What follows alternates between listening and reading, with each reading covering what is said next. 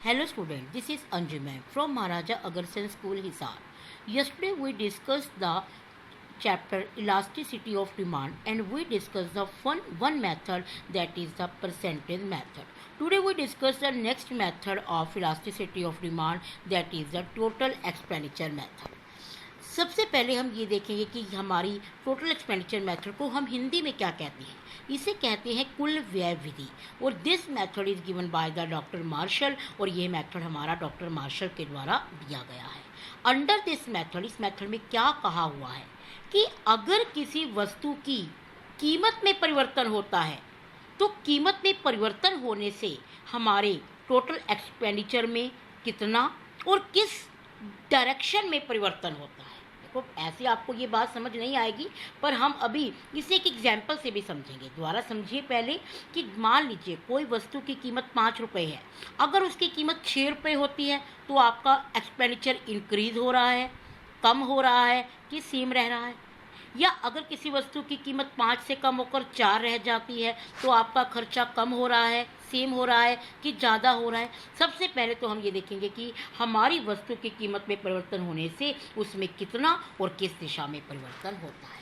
तो इस क्वेश्चन में हमारी 3 पॉसिबल कंडीशंस आती हैं। सबसे पहली कंडीशन आती है कि अगर कीमत चाहे तो इंक्रीज हो और चाहे डिक्रीज हो, लेकिन हमारे एक्सपेंडिचर में कोई चेंज नहीं होता, हमारा एक्सपेंडिचर उतना ही रहता है, उसे हम क्या कहते हैं? Unitary elasticity of demand. इसे कहते हैं कि कीमत के बढ़ने या कम होने पर अगर हमारे खर्चे में कोई परिवर्तन नहीं होता, इसे इकाई के लोच कहते हैं। इलास्टिसिटी को बेटा क्या कहते हैं? लोच।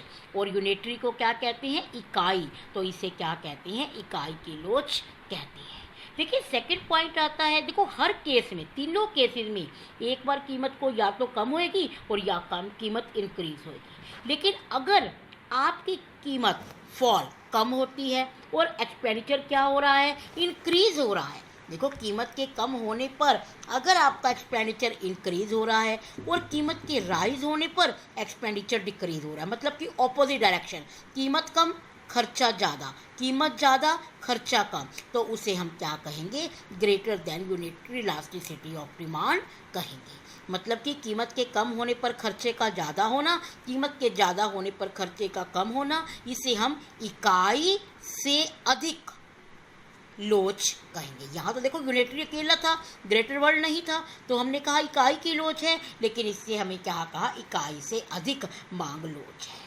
थर्ड इज द, अगर हमारी फॉल इन द प्राइस, अगर हमारी कीमत कम होती है तो एक्सपेंडिचर भी क्या होता है? कम होता है। अगर हमारी कीमत ज़्यादा होती है तो खर्चा ज़्यादा होता है। देखो यहाँ क्या था कि कोई चेंज नहीं था, यहाँ ऑपोजिट था, और यहाँ सेम, कीमत कम खर्चा कम, कीमत ज़्यादा खर्चा ज़्यादा, तो उसे हम क्या कहेंगे? Less than unitary elasticity of demand कहेंगे, इकाई से कम मांग लोच कहेंगे। तो 3 तरह की हमारी लोच होती है। एक होती है यूनिटरी, जहाँ कोई परिवर्तन नहीं होता खर्चे में, एक होती है ग्रेटर जिसमें ऑपोजिट होता है, और एक होती है लेस देन जिसमें हमारा सेम डायरेक्शन में चेंज होता है। अब हम इसे एक एग्जाम्पल से समझेंगे। देखिए बेटा, ये मैंने आपको एक टेबल बनाई है जिसमें मैंने आपको 3 सिचुएशंस अराइज करी हैं। आपकी बुक में ये टेबल अलग है, लेकिन हमारे वाली टेबल थोड़ी इजी है। अगर आप इसे करेंगे तो आपको इजीली समझ आ जाएगा।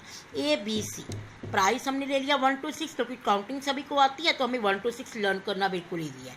क्वांटिटी हमने ले ली ऑपोजिट, कि अगर 1 रुपये की कीमत है तो हम 6 चीज़ें खरीदते हैं, कीमत ज़्यादा हुई तो मांग कम, कीमत ज़्यादा मांग कम, कीमत ज़्यादा मांग कम, तो हमारी कीमत जैसे से बढ़ रही है हमारी मांग वैसे वैसे कम हो रही है। तो हमने ये टेबल अपनी बुक से थोड़ी डिफरेंट ली है, क्योंकि इसको इजी करना बहुत आसान है। एक बार आपकी फॉरवर्ड काउंटिंग है और एक बार आपकी बैकवर्ड काउंटिंग है।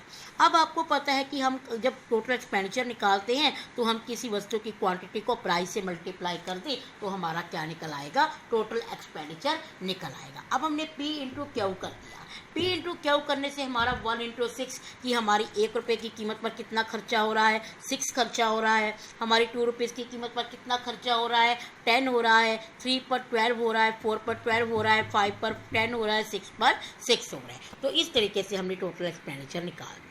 देखो बेटा, अब हमने जो 3 सिचुएशन कही थी, पहले सिचुएशन कही थी कि कीमत अगर इंक्रीज होती है या डिक्रीज होती है लेकिन खर्चे में कोई चेंज नहीं होता। देखो इस क्वेश्चन में हम केवल कीमत को इंक्रीज वाला एग्जाम्पल ले रहे हैं। अभी हम पहले बी सिचुएशन देखते हैं।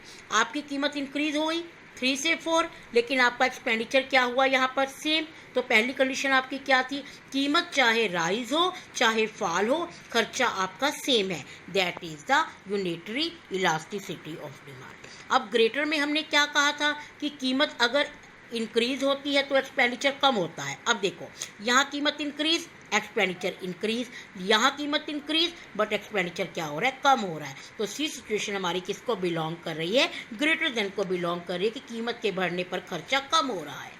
लेकिन अब आपके मन में क्या ये क्वेश्चन अराइज नहीं होगा कि क्या मतलब कि कीमत बढ़ रही है और हमारा खर्चा कम हो रहा है, ऐसा क्यों हुआ, कीमत के बढ़ने पर खर्चा कम कैसे हो सकता है। देखो बेटा, कई बार ये होता है कि किसी वस्तु की कीमत अगर इंक्रीज होती है तो उसे हम कम खरीदना पसंद करते हैं, तो इस कारण हमारा खर्चा कम हो गया है। अब थर्ड सिचुएशन में क्या था कि अगर हमारी कीमत इंक्रीज हो रही है तो खर्चा हमारा इंक्रीज हो रहा है, तो ये सेम डायरेक्शन थी, that is a less than. अब तुम कहोगे कि मैडम कीमत बढ़ भी रही है और खर्चा भी बढ़ रहा है, क्योंकि कई बार हम सोचते हैं कि चीज़ सस्ती हो गई है, चलो ज़्यादा ही क्यों ना खरीद ले, तो हम उसको ज़्यादा खरीदना शुरू कर देते हैं। तो इस तरीके से हमने जो 3 सिचुएशंस अराइज की थी उन तीनों सिचुएशन को एक टेबल के जरिए समझाए। अब हम इसे एक ग्राफ में शो करेंगे। यहाँ पर हमने एक ग्राफ बनाया है एल शेप में। ओ एक्स पर हमने टोटल एक्सपेंडिचर को शो किया है और ओ वाई पर हमने प्राइस को शो किया है। देखो बेटा, प्राइस हमारी 1 to 6 है तो हमने यहाँ 1 to 6 दिखाना है, लेकिन एक्सपेंडिचर हमारा 12 तक है तो एक्सपेंडिचर को हमने क्या करना है, 1 to 12 देना है। तो अब हमने इस टेबल के अकॉर्डिंग कि प्राइस 1 पर 6 खर्चा, प्राइस 2 पर 10, प्राइस 3 पर 12, इस तरीके से शो कर देना है। अब देखिए, जो बीच वाली सिचुएशन थी हमारी, वो हमारी यूनिटरी थी, तो हमने यहाँ यूनिटरी को हम 1 से शो करते हैं, ED इक्वल टू 1। ED का मतलब क्या होता है, इलास्टिसिटी ऑफ डिमांड, की मांग की रोज किसके बराबर है, 1 के बराबर है। और हमारी 5 और 6 वाली सिचुएशन है वो हमारी क्या थी, ग्रेटर, तो हमने इसको ग्रेटर में सिचुएशन में शो कर दिया। और हमारी 1-2 वाली सिचुएशन क्या थी, लेस, तो हमने ED इज लेस देन 1 इसको शो कर दिया। देखो बेटा, ये क्वेश्चन बहुत इंपॉर्टेंट है, इसे ध्यान से करना, इसकी टेबल और ग्राफ भी आपको जरूर करना है। ओके।